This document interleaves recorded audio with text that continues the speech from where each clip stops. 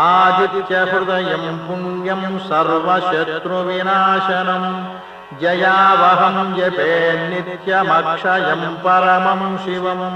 सर्वमङ्गलमाङ्गल्यं सर्वपापप्रणाशनं चिन्ताशोकप्रशमनमायुर्वर्धनमुत्तमं रश्मिमन्तं समुद्यन्तं देवासुरनमस्कृतं पूजयस्व विवस्वन्तं भास्करं भुवनेश्वरं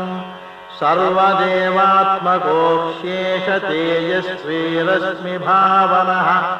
एष देवासुरगणान् लोकान् पातिगभस्तिभिः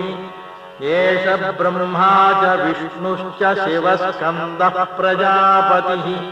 महेन्द्रोऽधनदः कालो यमः सोमोऽह्यपां पतिः पितरो वसवः